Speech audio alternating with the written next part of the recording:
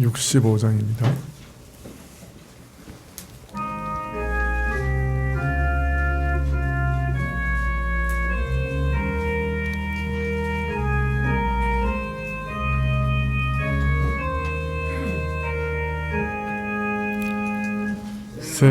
생명의 빛 주 예수여, 잠들기 전에 비 오며 밤이나 또한 낮이나 주님만 바라봅니다.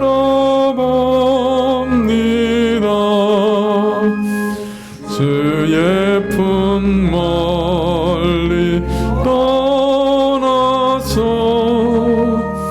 갈림길 오래 헤맬 때 빛없어 길을 못 찾아 주님만 바라봅니다. 밝으신 주의 참빛이 어두운 그늘 헤치고 내 갈 길 완히 비칠 때 주님만 바라봅니다. 캄캄한 밤에 주 예수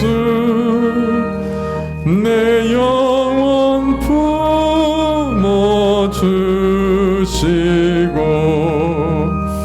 새날의 밝은 햇빛을 또다시 보게 하소서.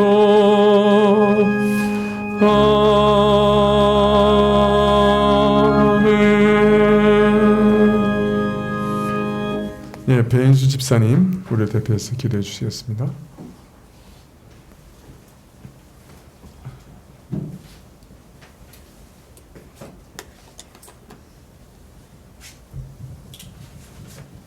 함께 기도드리겠습니다.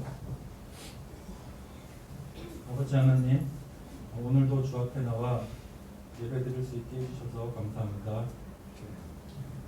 다시금 주 앞에서 저희 죄를 돌아보고 용서를 구하고 은혜를 구합니다.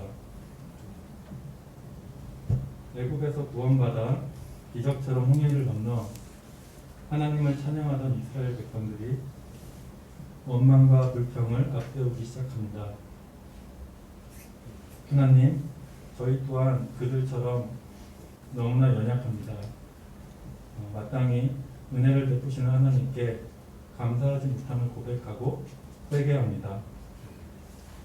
저희가 광야 같은 삶을 살아가지만 항상 하나님이 함께 하시고 매 순간이 은혜의 시간임을 알게 하시고 저희가 감사의 기도를 드릴 수 있기를 소원합니다.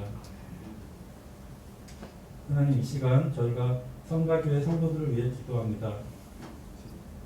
특별히 질병으로 고통받는 사람들에게 은혜를 허락해 주시고 노년에 있어 몸이 불편한 자들의 몸과 마음도 지켜주시기를 기도합니다. 그리고 어린 아이들과 청소년들이 힘들어할 때 그들에게 기도할 힘을 주시고 저희 각 가정에서 예배를 통해 하나님을 찬양하고 기도드릴 때 찾아와 주셔서 살아계신 하나님의 참된 위로와 평안을 경험할 수 있게 해주시옵소서. 주님, 2023년 새해를 시작하며 세 번의 설교를 통해 저희 교회에 말씀을 전해주셨습니다. 이 말씀을 통해 저희들이 하나님을 더욱 신뢰하며 한 해를 출발할 수 있도록 해주시옵소서. 올 한 해 저희들이 다시 한번 마음을 다잡고 하나님께서 선하게 여기시는 일들을 해나갈 수 있도록 힘을 주시고 도와주시옵소서. 이 모든 것 예수 그리스도 이름으로 기도드렸습니다. 아멘.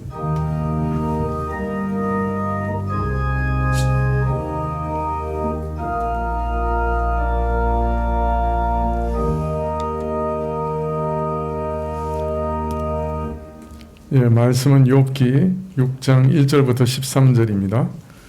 구약 766쪽인데요. 제가 가진 성경으로 구약 766쪽 욥기 6장 1절부터 13절.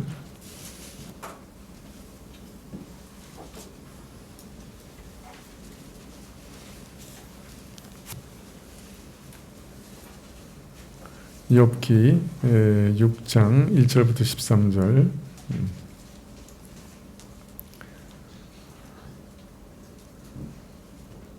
네, 한 절씩 교독하시죠.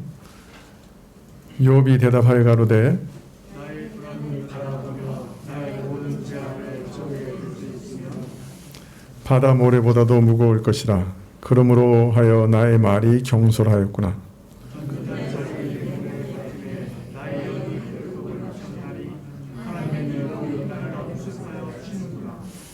들나귀가 풀이 있으면 어찌 울겠으며 소가 꼴이 있으면 어찌 울겠느냐.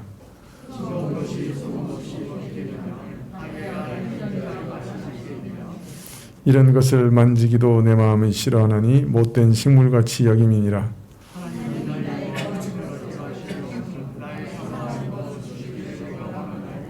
이는 곧 나를 멸하시기를 기뻐하사 그 손을 들어 나를 끊으실 것이라.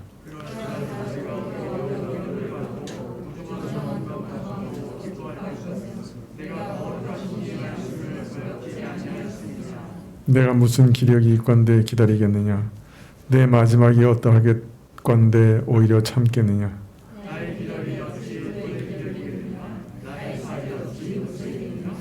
나의 도움이 내 속에 없지 아니하냐.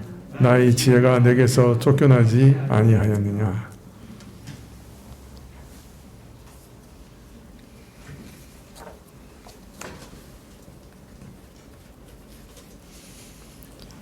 예, 환난 속에서 욥은 제가 맨날 그러죠.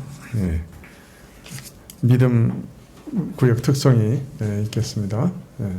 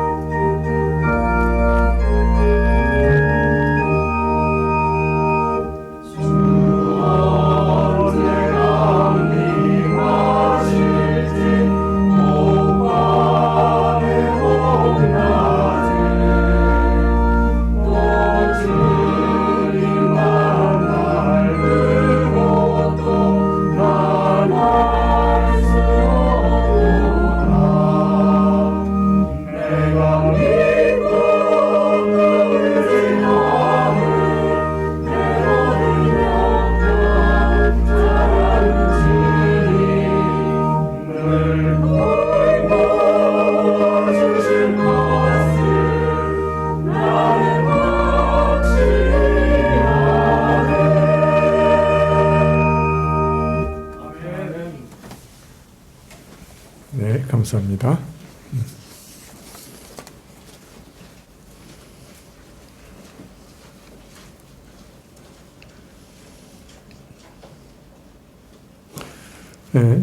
환난 속에서 욥은 내 길이 숨겼고 하나님께서 나를 애워서 치신다 생각하며 고통과 절망 속에서 자기 생을 저주하고 차라리 죽기를 바랍니다. 이를 바라보는 친구 엘리바스는 마음속에서 불같은 것이 올라왔죠. 아니, 하나님을 경외하고 성도답게 살아야 할 욥이 참 어찌 저렇게 망가졌는가. 욥의 잘못을 이제 지적하고 일깨워야 되겠다 생각하게 됐죠. 그래서 일일이 욥의 잘못을 지적합니다. 의롭고 바른 자가 망하는 법이 없으며 재앙은 반드시 그 까닭이 있어서, 즉 죄가 있어서 임하는 것 아니냐. 또한 하나님은 의로우셔서 결코 까닭 없이 의인은 치시지 않는다. 사람은 잘못할지라도 하나님은 결코 잘못하실 수가 없는 법이라. 더욱이 인간이란 환난과 어려움, 고난을 당한 소질을 타고난 자가 아닌가. 참 생리적으로 그 타고난 부패성으로 죄악으로 인해 고난을 당하게 되어 있는 자가 아닌가. 사정이 이름에도 불구하고 하나님께서 나를 에워싸고 치신다. 나는 왜 이런 재앙을 당해야 하는가? 나는 이유를 알 수 없다. 이렇게 말하는 것은 마치 미련한 자가 제 분을 이기지 못해 죽는 것 같고 어리석은 자가 스스로 발광하는 것과 같다. 이어서 엘리바스는 간곡한 마음으로 친구 욥을 권면하죠. 욥, 나 같으면, 나 엘리바스가 너와 같으면, 같은 처지라고 하면 나는 하나님을 찾겠다. 하나님을 구할 것이다. 하나님께 내 일을 맡길 것이다. 하나님은 능력과 지혜가 무한하신 분이시고 낮은 자를 높이시고 곤비한 자를 구원하시는 분이시니, 악인은 멸하시고 가난한 자는 긍휼히 여겨 구원하시는 분이시니 그 하나님을 바라보고 나를 맡기겠다. 욥아, 또 하나님께서 그 죄를 징계하실 때 그 징계를 멸시하지 말고 받아들여라. 징계를 멸시하지 않고 받아들이는 자는 복이 있다. 하나님은 고통을 주시다가도 싸매시고 쳐 흩으시다가도 모으시고, 네가 회개하면 내가 잃어버린 모든 것을 회복하게 하시고 오히려 넘치게 하시는 분이시니 너는 이런 하나님을 바라봐라. 이런 사실은 우리가 오랜 세월 동안 하나님 앞에서 살아온 신앙생활을 통해 터득하고 깨달은 바니 너는 하나님 앞에서 내 죄를 회개하고 그에게 내 일을 맡기라. 이렇게 권면합니다. 오늘 말씀은 친구 엘리바스의 간곡하고 신중한 권면에 대한 욥의 답변을 기록하고 있습니다. 엘리바스가 이제 첫 번째 주자로 처음으로 이제 욥에게 권면했고, 욥은 이제 이 첫 번째 엘리바스의 권면에 대해서 답변하고 있는 것이죠. 1절에 욥이 대답합니다. 자기 심정을 이렇게 피력합니다. 2절에 나의 분한을 달아보며 나의 모든 재앙을 저울에 둘 수 있다면, 나의 답답하고 터지는 속마음을 진정 그 무게를 달아볼 수 있다면, 내가 당하는 모든 재앙의 무게를 저울에 함께 달아보았다면, 만일 그럴 수가 있다면. 3절에 바다 모래보다도 무거울 것이다. 그러므로 하여 나의 말이 경솔하였구나. 내가 당한 재앙과 마음의 고통은 바다의 많은 모래보다 더 무거울 것이다. 바로 이것 때문에, 내가 감당할 수 없는 환난의 무게 때문에, 그 가운데서 겪는 마음의 고통과 답답함과 절망 때문에 내 말이 갈피를 잡지 못하고 급하게 튀어나온다. 내 말이 혼란스럽고 성도로서 온전치 못한 것은 내가 겪는 재앙과 마음의 고통이 너무 커서 감당할 수 없기 때문이라. 내가 경험한 재난과 내가 겪는 심한 갈등과 혼란과 절망 속에서 어떻게 정연한 말, 평온한 언사를 기대할 수 있겠는가? 이러한 고통을 겪는 사람들의 말은 충동적이고 극단적이고 어둠 속에서 아무렇게나 내지르는 주먹질같이 어지럽고 거칠 수밖에 없지 않겠는가? 4절에 이렇게 얘기합니다. 전능자의 살이 내 몸에 박힘에 나의 영이 그 독을 마셨나니 하나님의 두려움이 나를 엄습하여 치는구나. 하나님께서 내게 당하게 하신 재난과 재앙이 살에 박힌, 몸에 박힌 화살같이 내게 깊이 박혔다. 그로 인해 내 영혼이 독을 먹은 듯이 절망과 고통 속에 빠졌으니 하나님께서 내게 두려운 일을 덮치게 하셨으니 이런 자의 심정을 헤아려 보라. 5절에 들나귀가 풀이 있으면 어찌 울겠으며 소가 꼴이 있으면 어찌 울겠느냐. 낙이나 소가 우는 것은 배가 고파 우는 것 아니냐. 내가 울부짖는 것은 그만한 까닭이 있기 때문이 아닌가. 내가 이처럼 괴로워 부르짖는 것이 내 말처럼 까닭 없이 부르짖는 어리석은 자의 광태요 하나님을 능멸하는 죄요 저주를 받아 마땅한 죄이겠는가. 6절에 싱거운 것이 소금 없이 먹히겠느냐. 달게 알이 흰자위가 맛이 있겠느냐. 이런 것을 만지기도 내 마음은 싫어하나니 못된 식물같이 여김이니라. 맛없는 것은 먹기 힘들듯이 내 영혼이 이런 상황을 도저히 받아들이지 못하겠구나. 욥은 자신의 말과 행동이 충동적이고 급하고 극단적인 것은 그가 당하는 고난과 심적 고통이 도저히 감당할 수 없을 만큼 그 좁은 가슴으로는 도저히 감당할 수 없을 만큼 심하고 극하기 때문이다. 그러나 그렇다고 해서 자신이 이러한 괴로운 부르짖음과 같은 언사가 까닭없는 이유가 없는 것은 아니라 맛없는 음식을 먹기가 힘들듯이 그의 마음이 지금 상황을 도저히 감당하지 못함을 인해서 이렇게 참 부르짖는 것이라.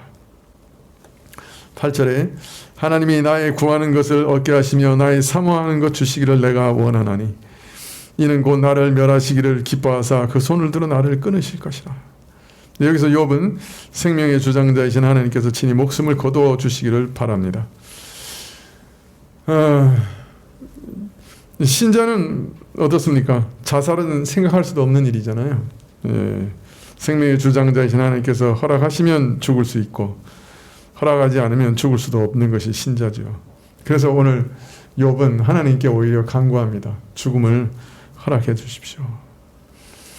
욥은 지금 자신이 외적으로 내적으로 당하는 고난과 고통의 무게가 어떠한지를 친구들에게 호소하면서 지금 자신이 당하는 고통은 당신들이 상상할 수도 없으며 인간의 마음으로는 도저히 감내할 수 없는 것이다.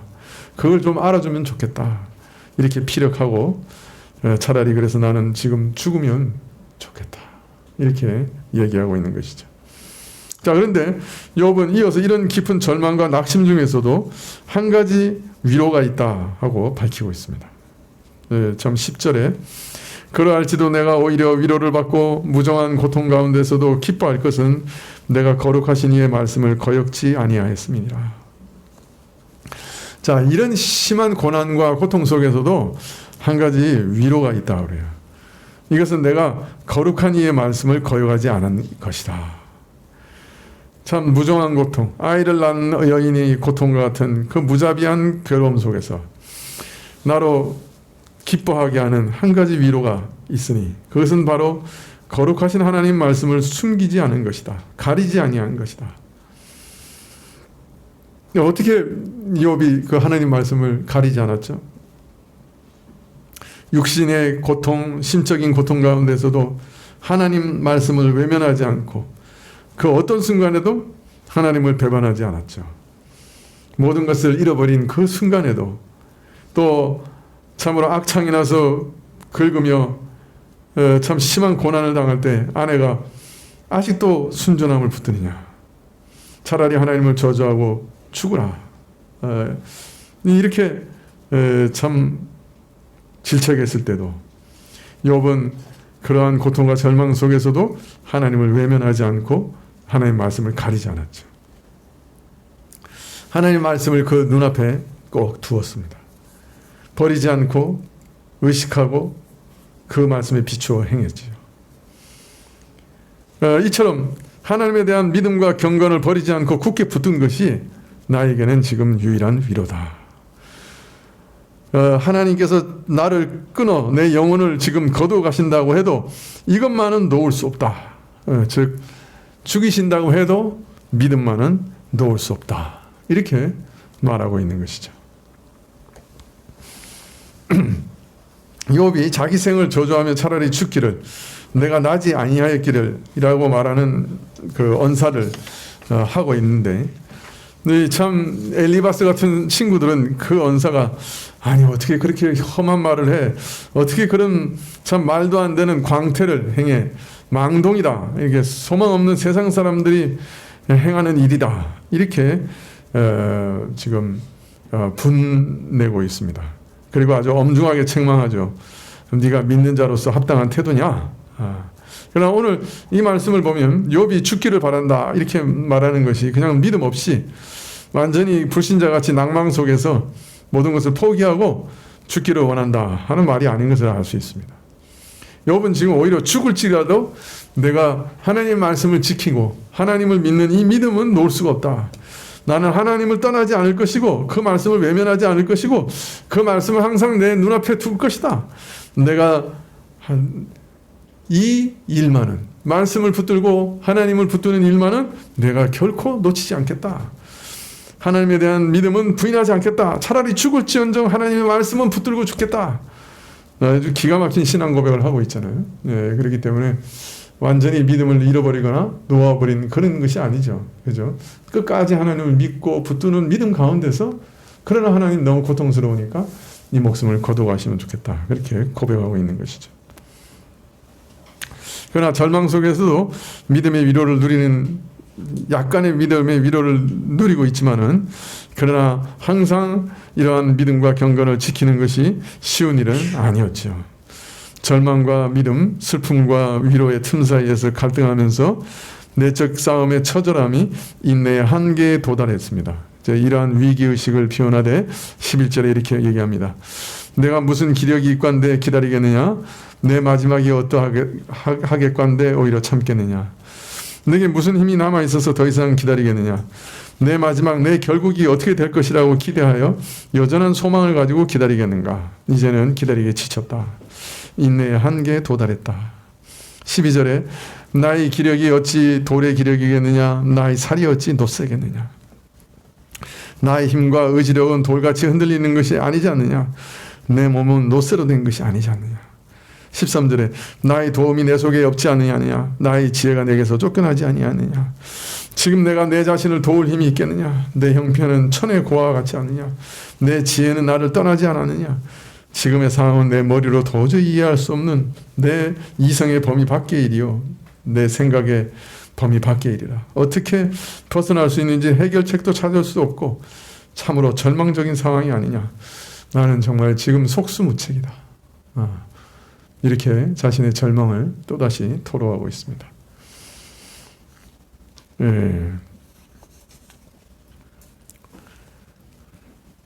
참 한쪽에서는 가냘픈 믿음으로 하나님의 말씀을 붙잡고 있고 또 위로를 내가 그래도 하나님 말씀을 저버리지 않고 하나님 말씀대로 살고 있다고 하는 위로를 갖고 있고 그러나 또 한쪽에서는 또 내 머리로서는 아무리 이해하려고 노력하고 또 노력해도 왜 이런 일들이 일어나는지 도무지 알 수 없다. 그리고 나는 이제 이런 믿음마저도 유지하는데 한계에 와 있다. 내가 참 돌로 된 사람이냐?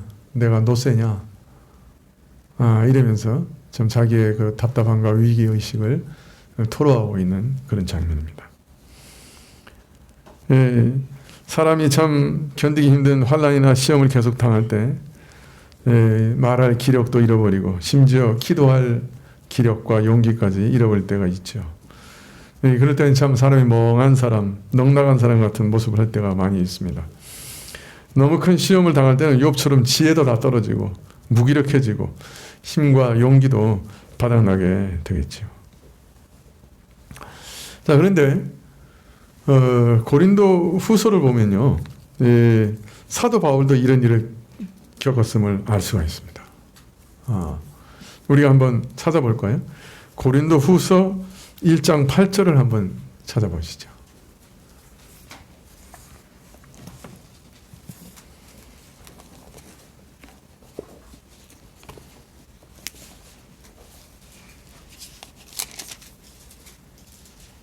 네, 제가 가진 성경은 285쪽인데요. 한번 찾아서 한번 펼쳐보시겠습니까? 네, 고린도 후서 1장 8절. 8절과 9절을 제가 한번 우리 같이 읽어볼까요? 시작. 형제들아, 우리가 아시아에서 당한 환난을 너희가 알지 못하기를 원치 아니하노니 힘에 지나도록 심한 고생을 받아 살 소망까지 끊어지고 우리 마음에 사형 선고를 받은 줄 알았으니. 예, 여기까지만 먼저 읽겠습니다. 바울도 아시아에서 큰 환난을 당했습니다. 근데 어느 정도 환난을 당했냐면 살 소망이 다 끊어졌다. 예, 그래서 이제는 정말 사형 선고를 받았구나. 이제는 죽을 수밖에 없구나 하는 절망에 빠졌었다고 고백합니다. 자, 그런데 이런 고백을 하고 있는 바울 사도가 바로 그 고린도, 이게 지금 후서인데 이 고린도 전서에서는 또 이렇게 얘기하세요. 고린도 전서 10장 13절에 보면 사람이 감당할 시험 밖에는 너희에게 당할 것이 없나니 오직 하나님을 미쁘사 너희가 감당치 못할 시험 당함을 허락지 아니하시고 시험 당할 즈음에 또한 피할 길을 내사 너희로 능히 감당하게 하시느니라. 아니, 그러니까 사람으로 감당할 시험 밖에는 허락지 아니하시는 게 하나님의 원칙이라는 거예요. 그래서 사람이 감당할 시험만 허락하시고, 그런데 그 시험을 도저히 감당할 수 없을 것 같으면 피할 길을 내신다. 그래서 너희가 능히 감당할 수 있도록 해주신다. 이렇게 약속하고 있거든요. 그죠? 여러분 잘 아는 말씀이죠? 그래요, 안 그래요? 시험 당하는 사람한테 늘 이게 내밀잖아요, 우리가. 그죠? 사람이 감당할 시험밖에 안 주셔. 그러니까 능히 너 이길 수 있어. 그리고 안 되면 피할 길을 내시니까 너무 염려하지 마. 그럼 이거 딱 내밀잖아요. 안 그래요? 근데 이게 환난 당하는 사람은 미칠 지경이요. 그죠? 나는 지금 죽을 지경인데 뭐 감당이고 뭐고 이거는 정말 이제 죽기 일보 직전인데 이거 와가지고 성경을 내밀면서 감당할 시험밖에 당하는 게 없으니까 너무 염려하지 말고 이러면 이거 설교단에서 말하면 안 되지만 미치고 환장하지. 근데 더 재밌는 거는 지금 바울이 뭐라 그래? 자기가 고린도전서에서 감당할 만한 시험밖에 당할 것이 없다 이렇게 얘기해놓고 그 다음에 뭐라 그래? 고린도후서 1장에 와가지고는 자기가 환난을 당하는데 이제는 죽었구나, 사형 선고 받았구나 그러고 낙심했다는 거예요. 아니 이건 이게 말이 좀 이상해진 거 아니에요?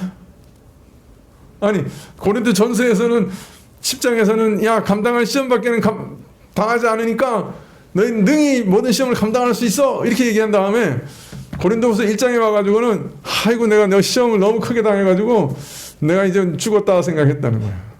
그러면 뭐가 말이 안 맞는 거 아니에요? 어떻게 생각해? 내가 괜히 시비 거는 거예요 지금? 아니 바울이 하나님 말씀이 여기는 이 말하고 저쪽에서 저 말하는 거예요 지금?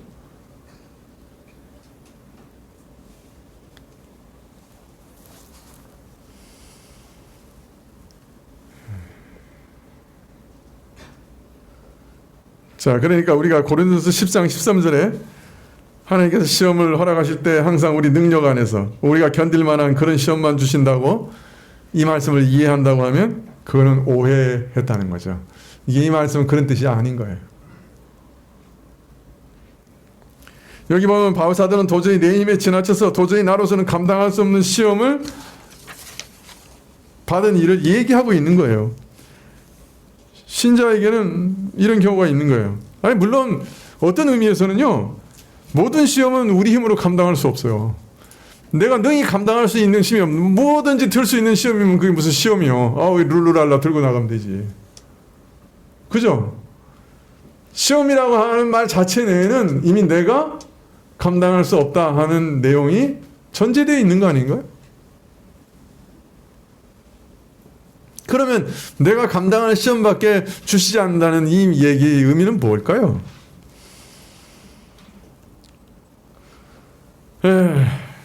모든 시험이 우리 힘으로는 감당할 수 없는 시련이지만은 또 오늘 욥의 시험같이 또 이 바울의 시험같이 특별한 시험도 있습니다. 사도 바울은 아시아에서 당한 어려움에 대해 언급하기를 이 환난과 시험이 너무 무겁고 견디기 어려운 것이어서 힘에 지나도록 심한 고생을 받아서 살 소망을 포기하고 마음으로 죽음을 각오하였다. 그렇게 말합니다. 자, 자, 그런데 바울은 이런 상황에서 욥과는 좀 다른 의미에서 놀라운 믿음을 드러냅니다. 고린도후서 1장 9절 하반절에 한번 같이 읽어볼까요? 고린도후서 1장 9절 하반절에 찾으셨나요? 예, 시작. 이는 우리로 자기를 의뢰하지 말고 오직 죽은 자를 다시 살리시는 하나님만 의뢰하게 하심이라. 자, 왜 하나님께서는 그가 사랑하시는 자녀요, 참 사도요, 이런 바울에게 살 소망을 포기하고 마음으로 죽음을 각오하도록, 이제는 하나님께서 나를 부르시는구나, 나더러 여기서 죽으라 하시는구나, 이제 더 이상 살 소망을 갖지 말라 하시는구나, 최후 각오를 하는데 이르기까지 그러는 험악하고 도저히 사람으로는 감당할 수 없는 시험을 왜 허락하시는가?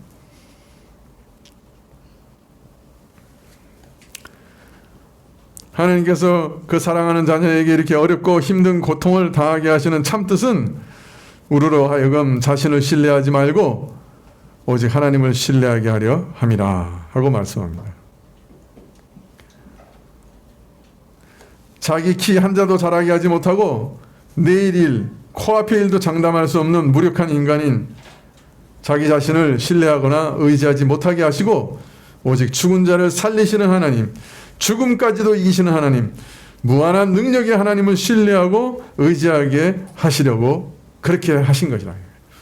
죽은 자를 살리시는 하나님만을 바라보고 의지하게 하시기 위해서 죽음을 각오해야 할 만한 시련을 허락하신 것이다.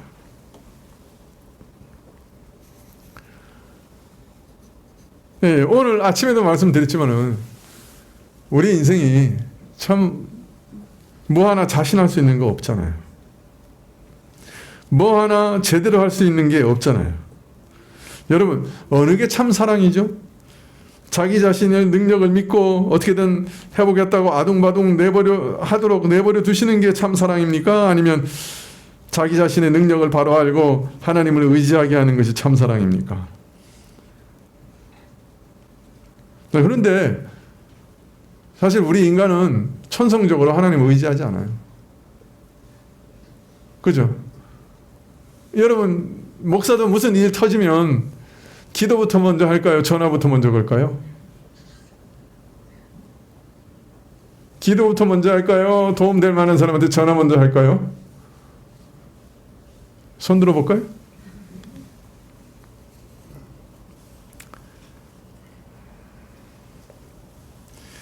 여러분, 그런데 문제는 우리가 부둥키 안고 싸워야 되는 존재는 우리보다 더 센 사람이에요.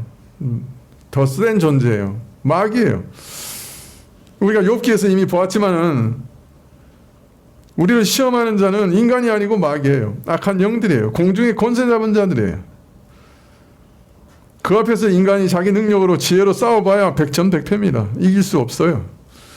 자, 그러면 마귀의 시험을 받고 나뒹굴어져서 그냥 내버려 두는 게 참 사랑이에요? 아니면 무한하신 능력의 하나님을 의지하여 하나님의 능력으로 시험을 이기게 하는 게 참 사랑이에요? 이게 자명한 거죠. 도저히 감당할 수 없는, 이게 사람으로서는 정말 손 놓을 수밖에 없는 그런 시험을 허락하시는 이유는 하나님을 의지하는 것을 확실하게 배우게 하시기 위해서다. 그렇게 말씀하고 있는 것입니다. 왜냐하면 사람은 자신에게 절망하지 않는 한 결코 진심으로 하나님을 의지하지 않기 때문에 그래요. 네. 여러분, 사람이 자기 자신을 의지하는 것은 정말 끈질깁니다. 소 심줄보다 더 끈질깁니다. 여러분, 타락의 근본 요소가 자기 스스로 살아가고 자기가 하나님 되려고 했던 거 아닙니까? 사람이 스스로 하나님이 되려고 했다가 참 머리를 숙이고 하나님을 하나님으로 섬기는 게 그게 보통 쉬운 일이겠습니까? 우리 속에 있는 그 하나님에 대한 적대감은 우리가 잘 몰라요.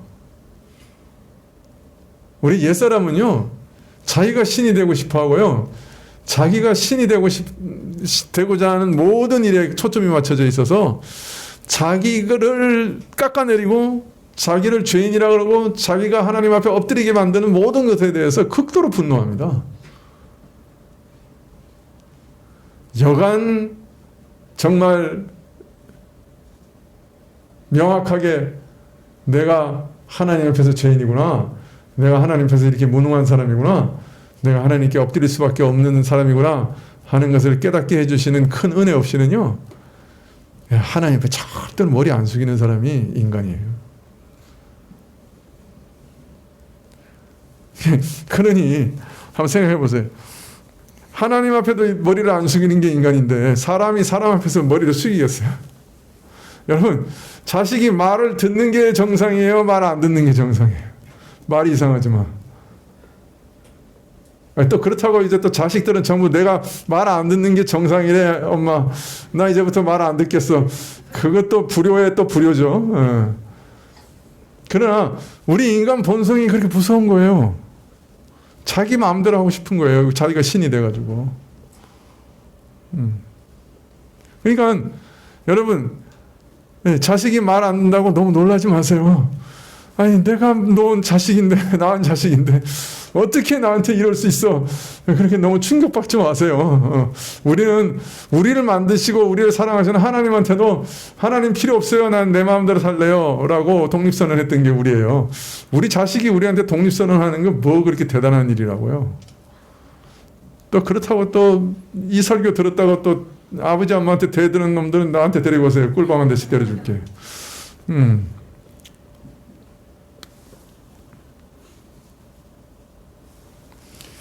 사람이 사람에게 절대로 굴복하지 않아요. 하나님께도 굴복하지 않는 걸요. 우리 안에 있는 게 얼마나 무서운 건데요.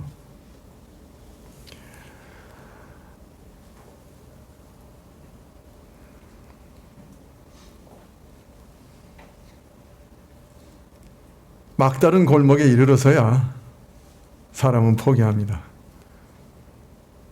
아, 내 힘으로는 도저히 할 수 없구나. 그런 상황에 이르러서야 전심으로, 진심으로, 전적으로 하나님께 돌아서요. 그리고 하나님께 자신을 맡긴다고 하는 것이 뭔지를 알게 됩니다. 그래서 극도의 어려움, 환난, 스스로 포기하고 절망할 수밖에 없는 극도의 어려움을 하나님께서 종종 허락하세요. 그래야 자기를 부인하고 하나님을 전적으로 신뢰하는 참된 믿음을 발견할 수가 있어요. 경험할 수가 있어요. 하나님께서는 이런 참된 믿음을 주시기 위해 믿음을 연단하고 모든 불순한 것, 거짓되고 위선된 요소를 다 드러내어 정체를 밝히고 이것을 제거하고 순전한 믿음을 갖게 하시는 거예요. 그래서 극단적 어려움을 겪게 하시는 거예요. 욥이 겪고 있는 이 어려움도 어떤 면에서는 그 믿음 안에 있는 무언가의 불순한 것을 지금 제거하시는 작업이기도 해요.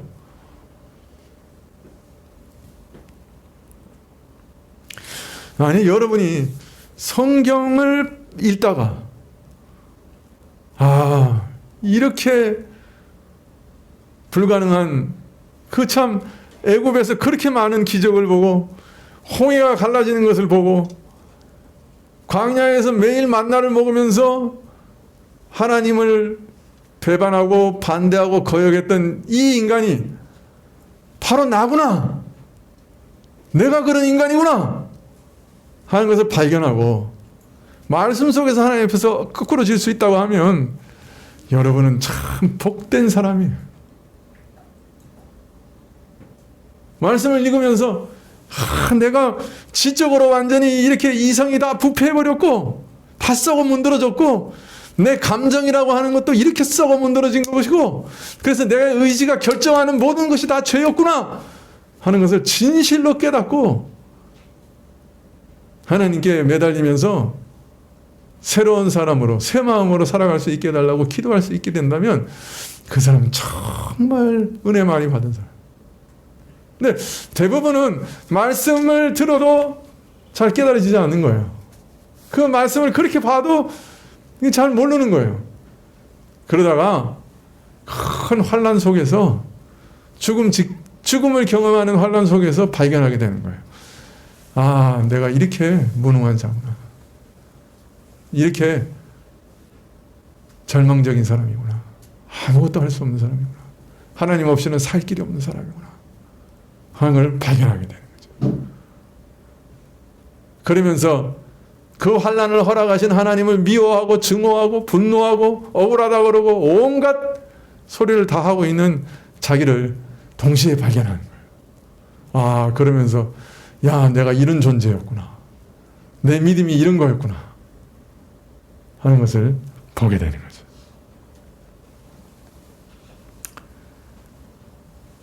우리는 이런 경험 가운데 알게 되는 거예요. 평소에는 나는 하나님을 믿는다, 의지한다 얘기하고 자기 스스로도 그렇게 믿고 있었어요. 나 하나님 믿는 사람이야. 그러나 정말 다급한 경우를 당하게 되면 하나님 믿지 않는 것을 스스로 발견하게 되는 거예요. 온갖 수단을 다 찾아다녀요. 내가 이렇게 어떻게 이것을 처리할 수 있을까? 온갖 방안을 다 강구합니다. 다른 사람이 나를 도울 수 없을까? 다 찾아봅니다. 찾아보고 또 찾아보고 찾아봐도 안 될 때 하나님께 나가는 거예요. 그때서야 내 믿음이 얼마나 거짓된 것인지, 내가 하나님을 믿는다고 하는 것이 그 실상이 이제 드러나는 거예요. 내가 믿는다고 말했지만 사실은 하나님을 온전히 전적으로 믿는 거 아니었구나. 다 거짓말이었구나. 이제 하나님을 정말 붙들고 의지해 놓고 보니 내 이전의 영적 상태가, 내 영혼의 상태가 전적으로 하나님만을 의지하는 그런 믿음의 상태는 아니었구나. 하나님께서 그 자녀에게 시험을 허락하시면서 비록 막다른 곳에 이르러 모든 소망을 포기하게 하는 시험이라 할지라도, 그런 시험이라도 허락하시는 것은, 그 참뜻은 우리로 이런 은혜를 있게 하려고 하시는 겁니다. 이것도 큰 은혜입니다. 내 자신의 실상을 발견하게 하고 하나님을 신뢰하고 의지하게 하는 것, 큰 은혜죠. 이렇게 되면 사실은 다른 사람들도 이해하게 돼요. 참 하나님을 전적으로 믿고 신뢰하고 따라가는 일이 얼마나 힘든 일인가. 우리 속에 얼마나 하나님을 향한 반역과 무서운 독립심이 숨어 있는가.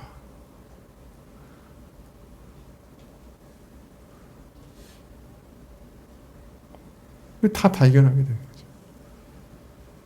이해하게 되죠. 자식이 나한테 반대하고 반항하고 달려들어도 이해가 되죠. 내가 하나님 앞에서도 그러는데 하물며 자식이 그러지 않겠는가. 부하 직원이 달라들어도 이해가 되죠. 원래 우리 본성 안에 그런 마음이 있는데 이거 뭐 당연한 거 아닌가.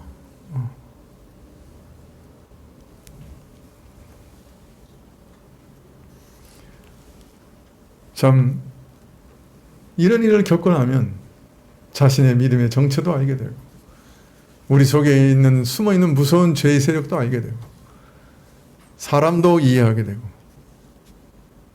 자식도 이해하게 되고, 하나님 앞에서 참 믿음이 뭔가도 이해하게 되는 것입니다.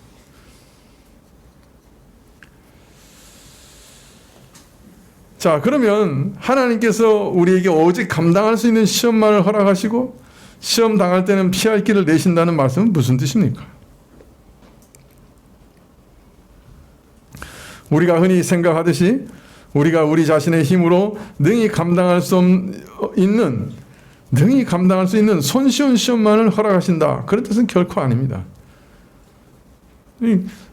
벌써 욥이나 바울도 죽었으면 좋겠다, 이게 죽어야 된다는 뜻이구나, 그렇게 생각했잖아요.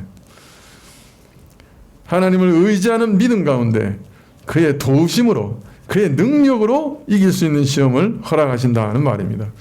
여기서 감당할 수 있는 이라는 말은 사람이 감당할 수 있다는 말이 아니에요. 하나님의 능력으로 감당할 수 있다는 말이에요. 한 번도 하나님은 우리 인간에게, 특별히 신자들에게 자신의 능력과 자신의 힘으로 무슨 일을 하라고 하신 적이 없어요.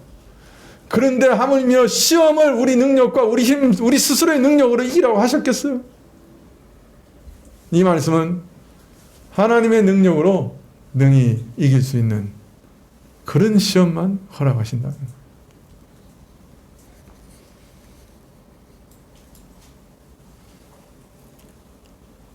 하나님을 의지하는 믿음 가운데 그의 도우심으로 그의 능력으로 이길 수 있는 시험을 허락하시고 하나님의 능력 안에서 감당할 수 있는 시험만을 허락하신다. 우리 자신의 힘으로 감당할 수 있는 그런 시험을 허락하신다는 뜻이 아닌 것입니다. 자, 그런데 이런 믿음의 연단을 받은 사람, 이런 연단의 은혜를 입은 사람은 그 믿음이 담대해집니다. 또 흔들리지 않는 소망을 갖게 됩니다. 고린도후서 1장 10절에 이렇게 얘기합니다. 그가 이같이 큰 사망에서 우리를 건지셨고 또 건지시리라. 또한 이후에도 건지시기를 그를 의지하여 바라노라. 바울은 이런 절망적인 상황에서 오히려 오직 죽은 자도 다시 살리실 수 있는 능력 있는 하나님을 바라보았고 그만 의지하였고 그리고 하나님의 구원을 얻었습니다. 하나님께서 큰 사망에서 구원하시는 것을 경험하게 되었습니다. 그리고 이런 일에서 바울은 앞으로도 모든 환난과 시험에서 건지실 하나님을 소망하게 되었습니다.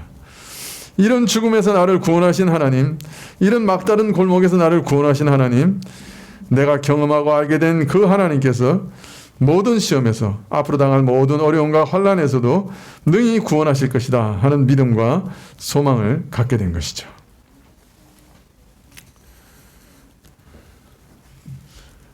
아, 내가 오늘 정말 막다른 골목이구나. 이제 죽을 수밖에 없구나. 다른 소망이 없다.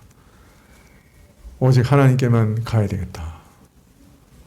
네, 이런 극한 시험을 우리에게 허락하시는 이유는 우리 안에 있는 믿음의 모든 불순물을 제거하시기 위해서입니다.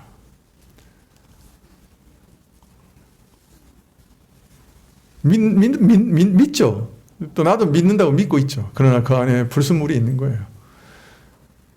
전적으로 하나님을 의지하는 그 믿음에 이르게 하시는 것. 그게 어떤 것인지를 더 명백하게 가르치시는 것. 그것이 이런 환난의 목표입니다. 그렇기 때문에 큰 환난이 온다고 해서 두려워하지 마세요. 오히려 거기서 참 믿음을, 하나님을 의지하는 그 믿음을 배우고 얻으시는 기회로 삼기를 바랍니다. 오늘 바울 사도께서 그가 환난 중에 경험한 이런 연단의 은혜가 고린도 교회에도 베풀어지기를 바라서 환난 가운데 동일한 은혜를 경험하고 믿음과 소망이 순전해지며 견고해지를 바라서 자신의 경험을 이렇게 고백하고 있는 것입니다. 또 오늘 욥기가 우리에게 요구하시는 것도 똑같은 것입니다. 신자는 이런 고통과 시험도 당할 수가 있다. 자, 그럴 때도 우리는 누구를 바라봐야 하는가? 네. 내가 사형 선고를 받았구나. 그런 상황이라도 우리는 하나님만 의지하고 붙들어야 한다. 하고 욥기는 가르치고 계시는 것이죠. 그러한 자들은 우리에게 큰 사망에서 우리를 건지셨고 또 건지시리라. 또 이후에도 건지시기를 바라노라 하는 믿음을 얻게 되는 것입니다. 기도하시겠습니다.